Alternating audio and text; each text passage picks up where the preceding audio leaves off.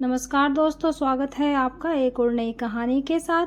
महानगर के उस अंतिम बस स्टॉप पर जैसे ही कंडक्टर ने बस रोक दरवाजा खोला, नीचे खड़े एक देहाती बुजुर्ग ने चढ़ने के लिए हाथ बढ़ाया। एक ही हाथ से सहारा ले डगमगाते कदमों से बस में चढ़े, क्योंकि दूसरे हाथ में थी भगवान गणेश की एक अत्यंत मनोहर बाल मूर्ति थी। गांव जाने वाली उस आखिरी बस में 5-6 सवारों के चढ़ने के बाद पैर रखने की जगह भी नहीं थी। बस चलने पर हाथ की मूर्ति को संभाल उन्हें संतुलन बनाने की असफल कोशिश करते देख जब कंडक्टर ने अपनी सीट खाली करते हुए कहा कि दद्दा आप यहाँ बैठ जाइए, तो मैं उस मूर्ति को पेट से सटा आराम से उस सीट पर बैठ गए। कुछ ही मिनटों में बाल गणेश की वह प्यारी सी मूर्ति सबके कौतूहल और आकर्षण का केंद्र बन गई। अनायास कुछ जोड़ी हाथ श्रद्धा से और जुड़ गए। कंडक्टर पीछे के सवारियों से पैसे लेता दद्दा के सामने आ खड़ा हुआ और पूछा, कहाँ जाओगे दद्दा? जवाब देते हुए मूर्ति को थोड़ा इधर उधर कर उन्होंने धोती की आंटी से पैसे निकालने की असफल कोशिश की। उन्हें परेशान होता देखकर कंडक्टर ने कहा, अभी रहने दीजिए, उतरते वक्त दे दीजिएगा। एक बार फिर दद्दा गणपति की मूर्ति को पेट से सटाकर आश्वस्त होकर बैठ गए। बस अब रफ्तार पकड़ चुकी थी। सबका टिकट काटकर कंडक्टर एक सीट का सहारा लेकर खड़ा हो गया और अनायास उसने पूछ बैठा, दद्दा आपके गांव में भी तो गणेश की मूर्ति मिलती होगी ना? फिर इस उम्र में 2 घंटे का सफर और इतनी दौड़ धूप करके शहर से यह गणेश की मूर्ति क्यों ले जा रहे हो? प्रश्न सुनकर दद्दा मुस्कुराते हुए बोले, हाँ, आजकल तो त्योहार आते ही सब तरफ दुकानें सज जाती हैं, गांव में भी मिलती हैं मूर्तियां, पर ऐसी नहीं, देखो यह कितनी प्यारी और जीवंत है। फिर संजीदगी से कहने लगे, यहाँ से मूर्ति ले जाने की भी एक कहानी है बेटा। दरअसल हम पति पत्नी को भगवान ने संतान सुख से वंचित रखा। सारे उपचार तंत्र मंत्र सब किए, फिर नसीब मानकर स्वीकार भी कर लिया और काम धंधे में मन लगा लिया।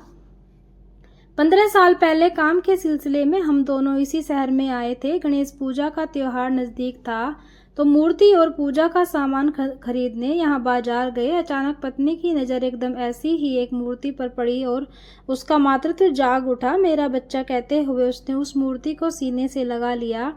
सालों का दर्द आंखों से बह निकलता मूर्तिकार भी यह देखकर भाव विवल हो गया और मैंने उससे हर साल इसी सांचे की हूबहू ऐसी ही मूर्ति देने का वादा ले लिया। बस तभी से यह सिलसिला शुरू है। 2 साल पहले तक वह भी साथ आती रही अपने बाल गणेश को लेने, पर अब घुटनों के दर्द से लाचार है। मेरी भी उम्र में हो रही है, फिर भी सिर्फ 10 दिन के लिए ही क्यों न हो, उसका यह सुख नहीं छीनना चाहता। इसलिए अपने बाल गणेश को बड़े जतन से घर ले जाता हूँ। अब तक आसपास के लोगों में अच्छा खासा कौतूहल जाग चुका था। कुछ लोग अपनी सीट से झांककर तो कुछ उछक कर मूर्ति को देख मुस्कुरा के हाथ जोड़ने लगे। तभी पिछली सीट पर बैठी महिला ने चेहरा आगे की ओर कर पूछा, दद्दा फिर विसर्जित नहीं करते क्या मूर्ति? एक दर्द भरी मुस्कान के साथ दद्दा ने कहा, अब भगवान स्वरूप स्थापित कर विधि विधान से पूजा करते हैं तो विसर्जित तो करने ही हैं, पर इस वियोग के कारण ही इन 10 दिनों में उसके हृदय में मानो वात्सल्य का सोता फूट पड़ता है, जिससे हमारा जीवन बदल जाता है। अभी भी रंगोली डाल आम के तोरण से द्वार सजाकर वहीं पर राह देखती बैठी होगी। पहुंचने पर राई और मिर्च से कड़क नजर उतारती है। पूछो मत, छोटा सा लोटा, गिलास, थाली, चम्मच सब है हमारे बाल गणेश के पास। यही नहीं, रंग बिरंगे छोटे कपड़ों का एक बैग भी बना रखा है उसने, इसलिए जब तक संभव होगा उसे यह सुख देता रहूंगा। कहते कहते दद्दा का गला रुंध गया। यह सुनकर किसी की आंखें नम हुई तो किसी का हृदय करुणा से भर गया। बस निर्बाध गति से आगे बढ़ रही थी और दद्दा का गांव आने ही वाला था, इसलिए उन्हें मूर्ति संभालकर खड़े होते देख पास खड़े व्यक्ति ने कहा, लाइए मूर्ति मुझे दीजिए। तो उसके हाथों में मूर्ति को धीरे से थमाकर धोती की अंटी से पैसे निकालकर कंडक्टर को देते हुए दद्दा ने कहा, लो बेटा, 1.5 टिकट काटना।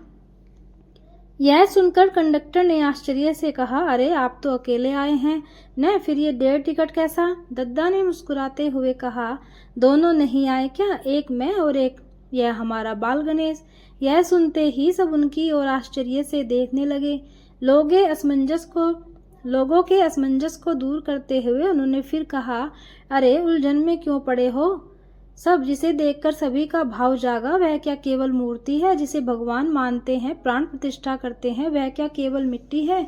अरे हमसे ज्यादा जीवंत है वह। हम भले ही उसे भगवान मान उससे हर चीज मांग लेते हैं, पर उसे तो हमारा प्यार और आलिंगन ही चाहिए। यह कहते हुए दद्दा का कंठ भावातिरेक से अवरुद्ध हो गया। उनकी बातों को मंत्रमुग्ध होकर सुनते कंडक्टर सहित सहयात्री करुणा और वात्सल्य के इस अनोखे सागर में गोते लगा रहे थे कि उनका गांव आ गया और एक झटके से बस रुक गई। कंडक्टर ने 1.5 टिकट के पैसे काटकर बचे पैसे और टिकट उन्हें थमाकर आदर से दरवाजा खोला।